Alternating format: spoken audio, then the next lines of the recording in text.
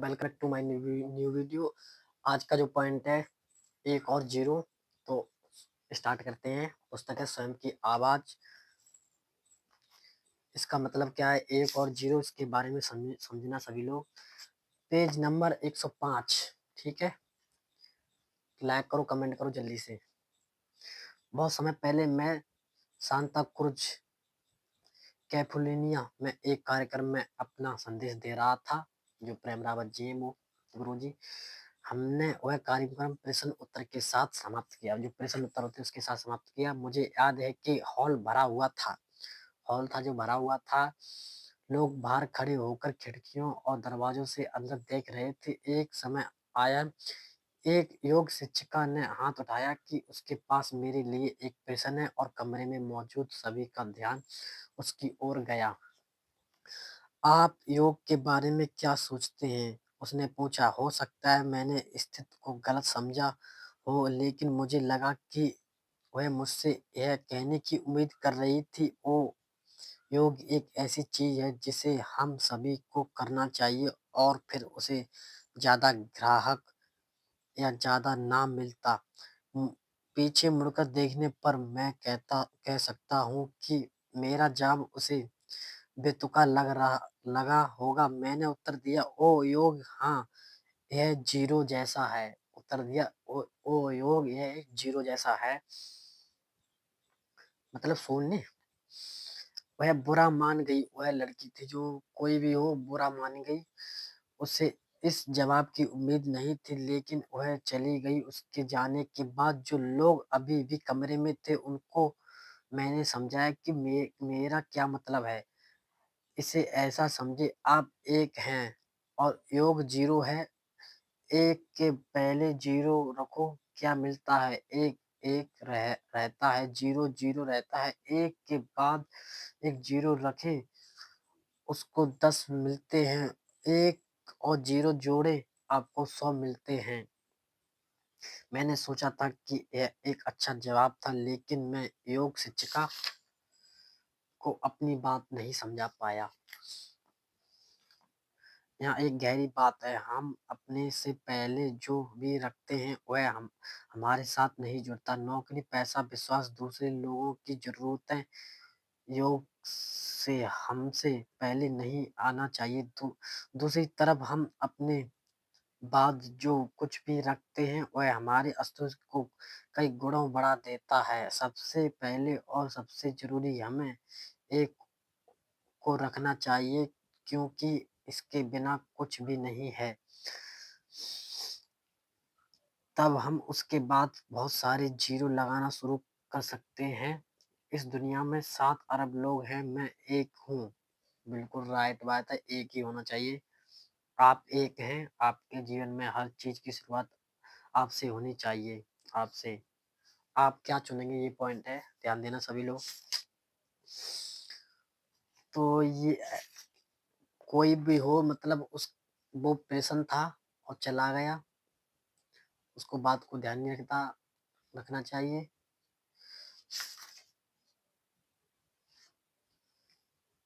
कोई भी था, मतलब बिना पूछे समझे चला गया, उस बाद में पछतावा हो।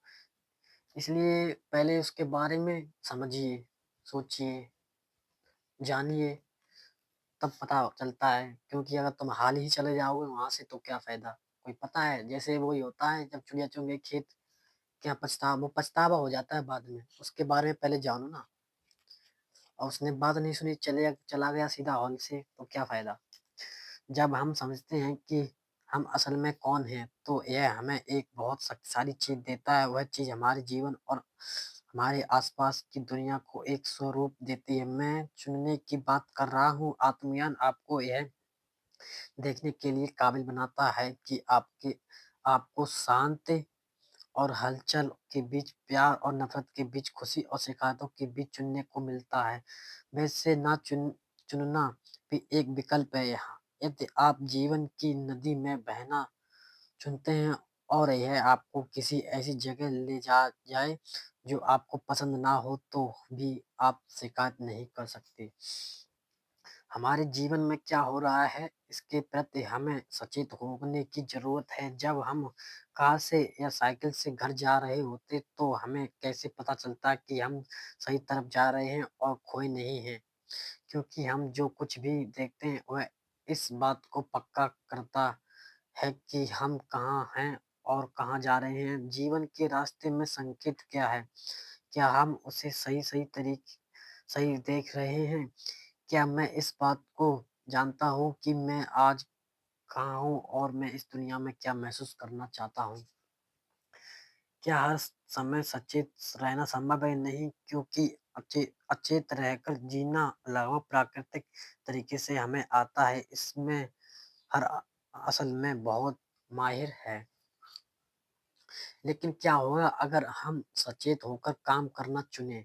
पेज नंबर 1 के साथ खैर अपना मतलब पॉइंट नहीं है, वही वाला पॉइंट है, आप क्या चुनेंगे? खैर इसका हम पर कोई दूसरे पर गहरा असर हो सकता है, लेकिन हमें हमेशा अपने आप से शुरुआत करनी चाहिए।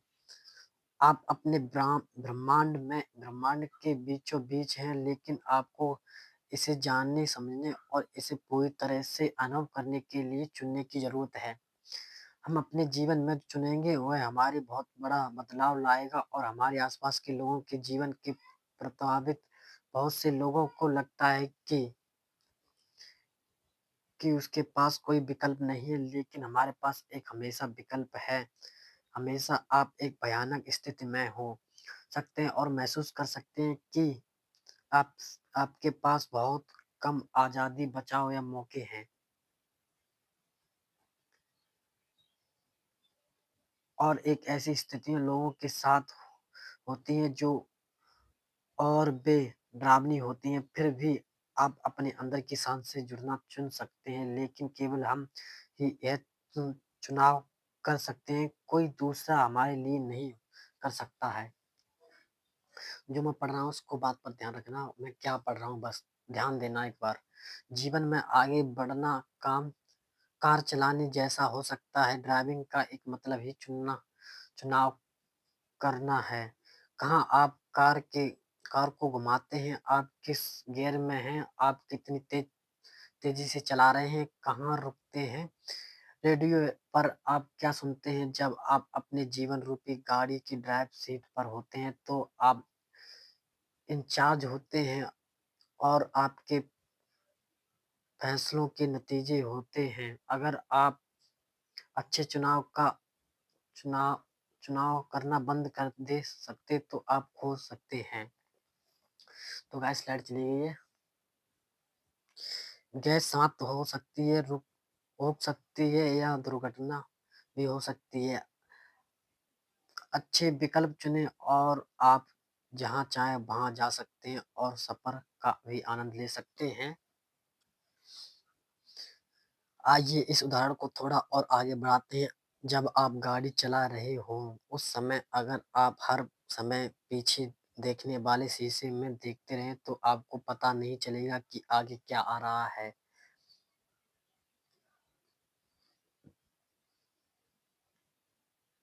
यदि आप यदि आप इस बात की कल्पना करते रहें कि अगले कोने में क्या है, तो आपको पता नहीं चल पाएगा कि आपके सामने क्या हो रहा है। इस पल में रहना कहीं ज़्यादा संतोष प्रदान करने वाला है। आगे के रास्ते को साफ देखना, अच्छे विकल्प चुनकर आगे बढ़ना और अपने सफ़र के हर मोड़ की तारीफ तारीफ करना। क्या आप अपने जीवन की ड्राइवर पर सीट पर हैं? अगला जो पॉइंट है, अपने आप से शुरू करना, क्योंकि जो ड्राइवर की सीट है अपने आप से, जो ड्राइवर की सीट है, जैसे आप ड्राइवर की सीट है तैसे ही आप समझ लीजिए। तो मुझे क्या करना है? Thank you guys.